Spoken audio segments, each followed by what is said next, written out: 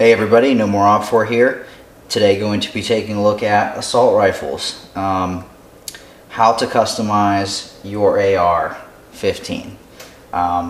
Reason I want to do this video was because I see a lot, maybe just recently, I don't know, but on forums that I'm on and just in general discussions and reviews on different assault rifles or guns in general is, okay, I bought the gun, now what? You know what I mean?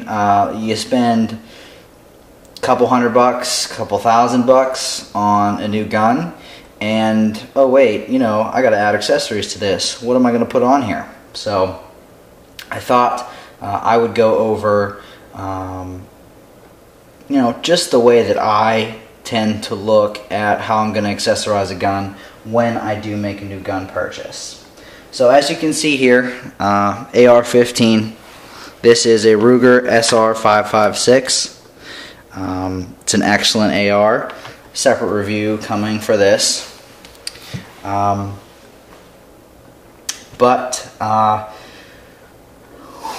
I was looking to add my accessories to my gun, there were a couple different factors that I was considering.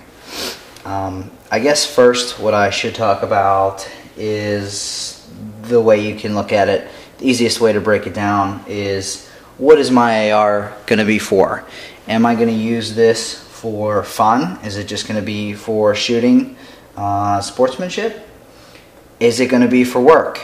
Maybe you're a police officer and your department does not purchase your weapons and you have to buy your own AR and you're also left to outfit it. Maybe that's your scenario. Maybe this is for home defense, or in a situation where, you know, no rule of law, you know, a scenario where basically the shit's hit the fan and you need something larger than a pistol to defend your family and your home. Maybe that's what it's for. So another option could be, besides that, could be maybe you're a competition person and you're competing with this, be it 3-gun, or just marksmanship with ARs in general. You know, could be a lot of things. So that's the first thing you want to consider. For me, you know, it's actually, and this might be the same for you, it's a combination of all of those. Yeah, obviously it's for fun. I love shooting .223, 5.56.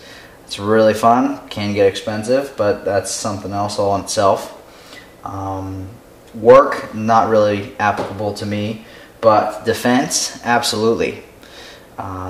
In a situation where, you know, without rule of law situation, you know, this is going to be what I go to grab. You know what I mean? If I think that I'm in that much danger, or my family's in that much danger, in a without rule of law situation, I'm definitely going to this as my primary weapon.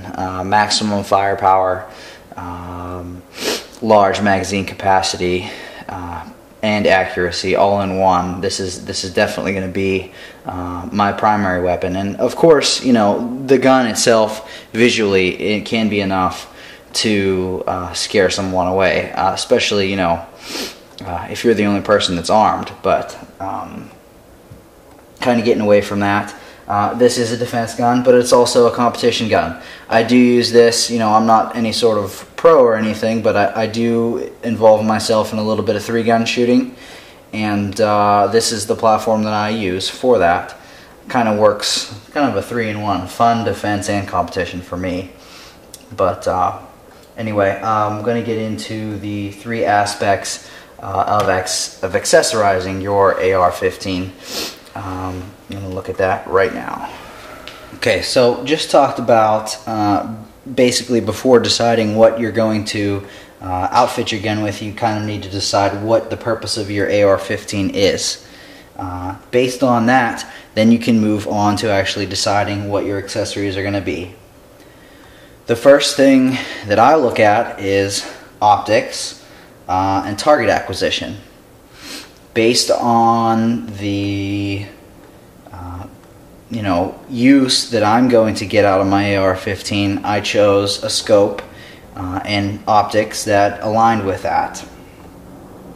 You can see here I have a Trijicon ACOG outfitted on the flat top of my AR.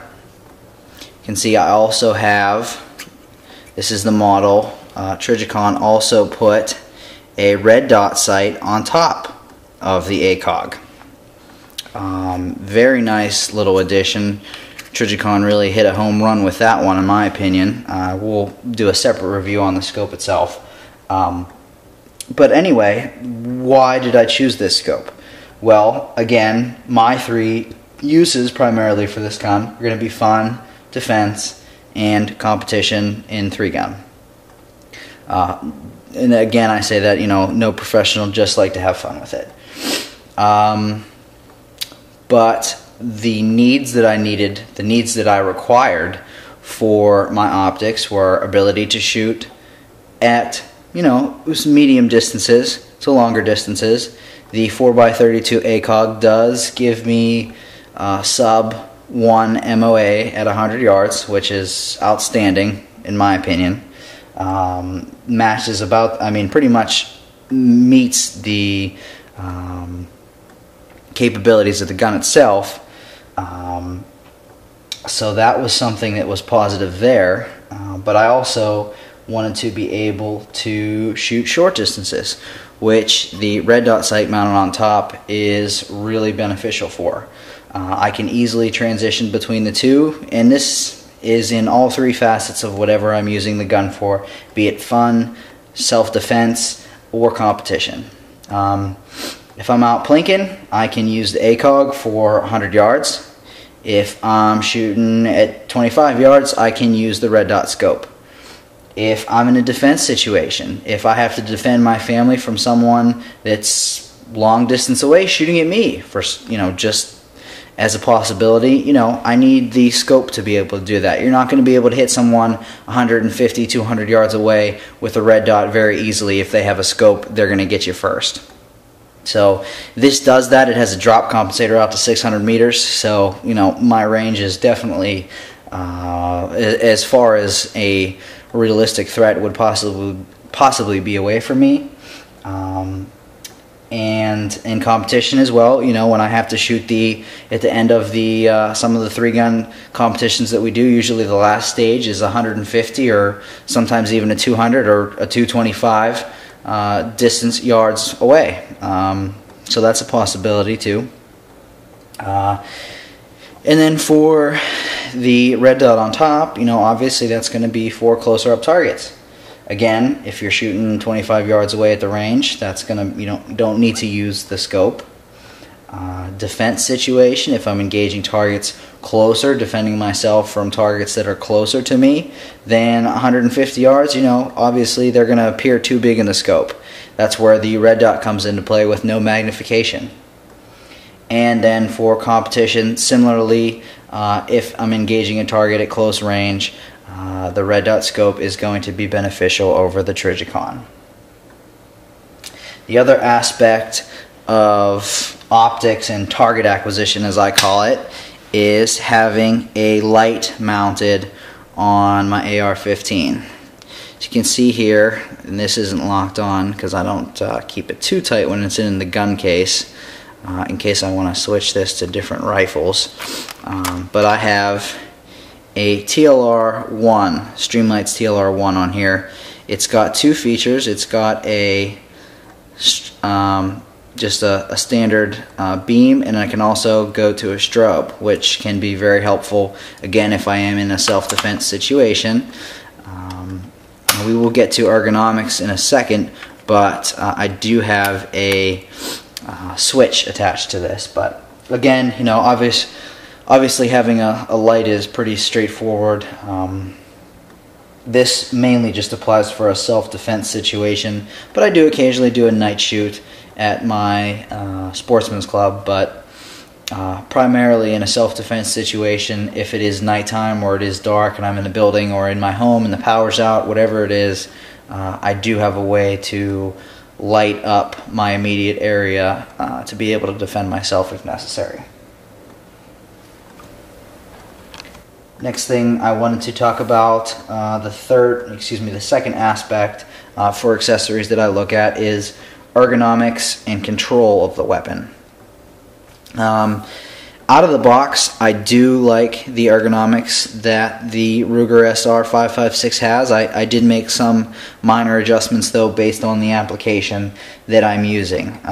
Because I do have the light mounted on here, I also have the remote switch, which brings me to my next point, mounted on the vertical grip. This is a Magpul RVG, rail vertical grip. This gives me added control over the weapon when firing in rapid succession or transitioning between targets. I do prefer a vertical grip as opposed to holding on the rail. Speaking of the rails, I do also have Magpul's ladder panels on there, which can make handling the gun a lot easier on your hands. You know, you don't have the rough Picatinny rails cutting your hands up, which will definitely happen in a high stress situation. Otherwise, beyond ergonomics, there really wasn't anything here. You know, I do have the Hogue battle grip that comes with the Ruger. You know, didn't need to replace that. I do like that grip very much. Also do have the 6-position buttstock on here, so really no other changes ergonomically for me, just besides the ladder panels and the vertical grip. Again, you know, makes it a lot easier for transitioning, and it's also a personal preference. But ergonomics and control, again, those are the two main areas. And when I say control, that mainly applies to the vertical grip because, again, a personal opinion, I have better control over the weapon, especially in a high-stress situation like 3-gun or self-defense. I can only imagine would be. I do have better control over the weapon with a vertical grip. So, okay, the third aspect I consider for accessorizing an AR-15 is what I call application specific. And it is just as it sounds. You know, this is something that you have to determine for yourself. For me, this is how I have my AR set up. For you, there might be something additionally, or maybe something I have on here that you don't want, and you need to customize your AR appropriately. I strongly suggest, before even buying your first AR, if that is the circumstance you're in, considering what all you do want to put into your gun after you purchase it, as far as aftermarket parts go, as far as upgrades go. Maybe you want to update the trigger, maybe you do want to switch out the grip on the gun, maybe you want a different buttstock. You have to consider that, and you should consider that before you actually purchase the gun, because that is going to be a major part of the cost associated with the gun. You know, this is I wouldn't say upper end, but middle upper end gun price-wise, especially when it first came out. This MSRP is $2,000. This scope, which is similar to what our special forces use, my friends in the sandbox know what I'm talking about. This scope is very expensive. The scope almost cost as much as the gun did. You consider that, you're looking at, oh, okay, I'm already at twice what I thought I was going to spend just with the AR and the scope. So that is something to consider too. You know, you want to have everything in your head made up before, because it happens a lot, unfortunately, and I'm guilty of it myself. I buy a gun and spend X amount of dollars on it and then say, crap, I just spent $1,000. I still don't have night sights. I still don't have a laser. I still don't have a magazine, a magazine extension that I wanted to get. So you need to consider the whole package beforehand. Overall, it'll make you more satisfied when you do buy a gun, because you won't be struggling and you won't leave gun projects half finished. This is NoMoreOp4, and this is my how to customize your AR-15 video. Hope this helped, guys. NoMoreOp4 out.